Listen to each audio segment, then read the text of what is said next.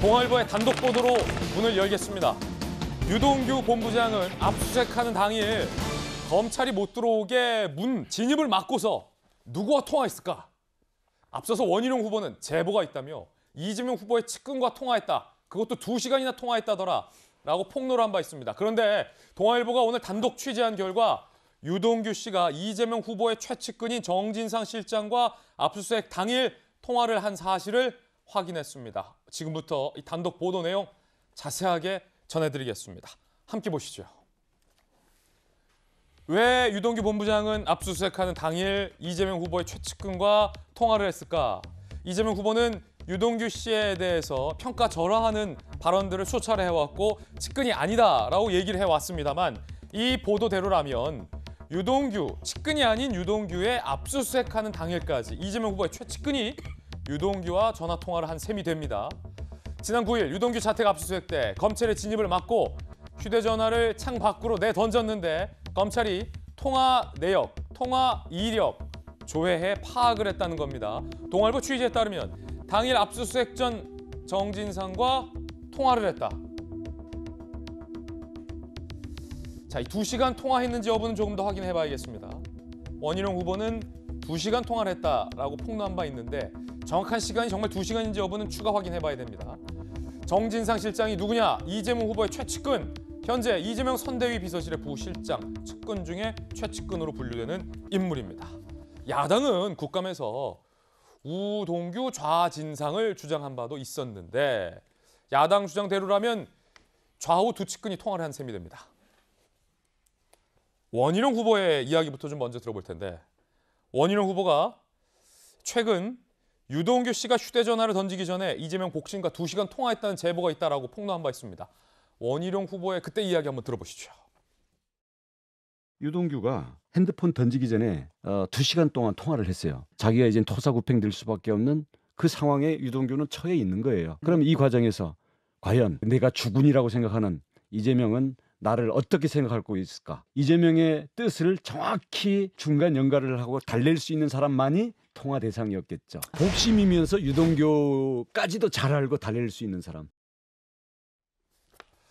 여기에서 오늘 동아일보가 단독 보도하고 있는 내용은 압수수색하는 유동규의 인생에 있어서 절체절명의 그 압수수색 순간에 전화를 한 사람.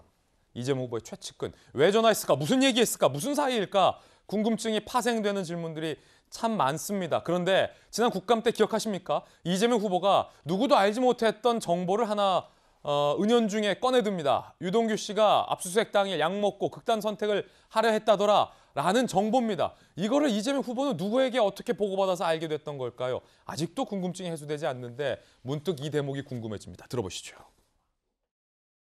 압수수색될 때 또는 체포될 때 내가 이런 상황이다 해가지고 뭐 전화하신 건 없다면서요? 통화 안 하셨다 그러셨죠? 이 친구하고 통화한 예가 최근에 전혀 없습니다. 왜냐하면 제가 들은 바로는 작년부터 이혼 문제 때문에 집안이 너무 문제가 있다고 그래서 압수수색 당시에 자살한다고 약을 먹었다고 해요.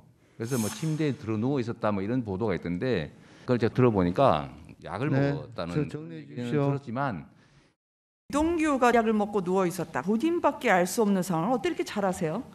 우리하고 전혀 인연 없는 사람이 아닌데 제가 가까이 있는 사람들과 아는 사이 아니겠어요? 누가 그렇게 보고를 주셨어요? 잘 기억이 안 납니다.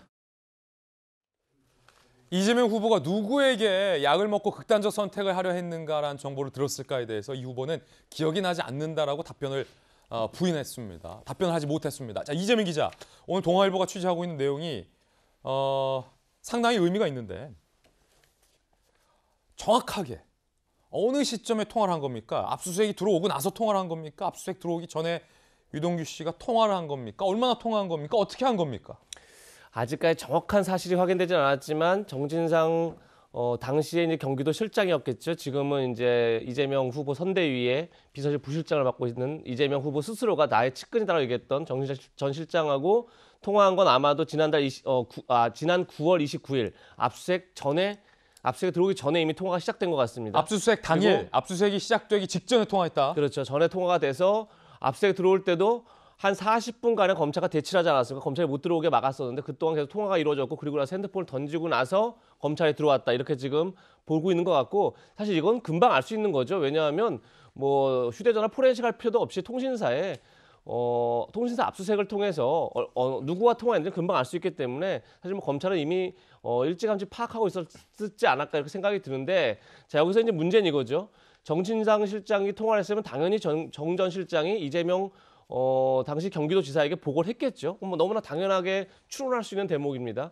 그럼 거기서 만약에 이재명 후보가 지금 조금 전에 제가 들은 것처럼 아무도 알지 못했던 유동규 전 기획본부장이 검찰에 압수수색이 들어오자 극단의 선택을 하려고 약을 먹었다는 사실을 정진상 실장으로부터 들었다면 그리고 나서 그것을 9월 29일 들었겠죠. 그렇게 되면 이제 10월 20일 날 저 사실 공개했는데 한 달이 채 되지 않습니다.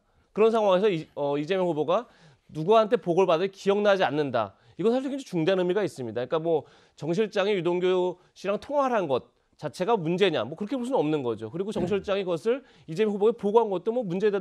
그 자체가 뭐 범법이다. 뭐 이렇게 볼 수 없는 겁니다. 하지만 이재명 후보가 누구한테 보고받았는지 기억나지 않는다는 건 다른 문제죠. 그것은 뭐 전재수 의원님께 늘 말씀하시지만 사실 그게 위증이 되려면 위원회에서 의결을 해야 됩니다. 민주당이 다수기 때문에 뭐 위증으로 의결해서 고발할 조치가 이루어지지 않다 하더라도 누가 보더라도 이것은 이재명 후보가 거짓말했을 가능성이 높다 이렇게 볼 수 있는 대목이기 때문에 이거는 또 정 실장과 유동규 씨가 통화한 거와 또 다른 문제가 다른 문제로 전개될 수 있다 이런 말씀을 드리고 싶습니다. 그렇군요. 자, 그럼 박선배 변호사님 강력경사 출신이잖아요. 이거를 처음에 검찰은 이 휴대전화를 확보하지 못했잖아요. 그래서 일각에선 검찰 확보 못한 거냐, 확보 안 한 거냐 이런 비판도 있었는데 어쨌든 경찰이 CCTV 확인해서 확보했고 휴대전화가 낙하하는 장면을 담은 CCTV를 저희 채널A가 입수해서 단독 보도해드린 바도 있습니다. 검찰과 경찰은 어쩔 수 없이 수사를 할 수밖에 없는 상황도 맞은 건데 자, 유동규가 이재명 후보의 최측근과 통화했다. 요거를 경찰이나 검찰은 이거 어떻게 확인한 겁니까? 아마 휴대전화 디지털 포렌식보다는 통신사의 송수신 내역 확인을 통해 확인한 것으로 보입니다. 이 송수신 내역 확인을 통해서는 통화 내용 자체는 확인할 수가 없습니다. 예. 당사자들을 통해 확인할 수밖에 없는 상황인데 이재명 후보의 최측근으로 불리는 정진상 부실장과 통화했다면 이 사건의 핵심 쟁점은 그 내용과 시간이라고 할 수 있습니다.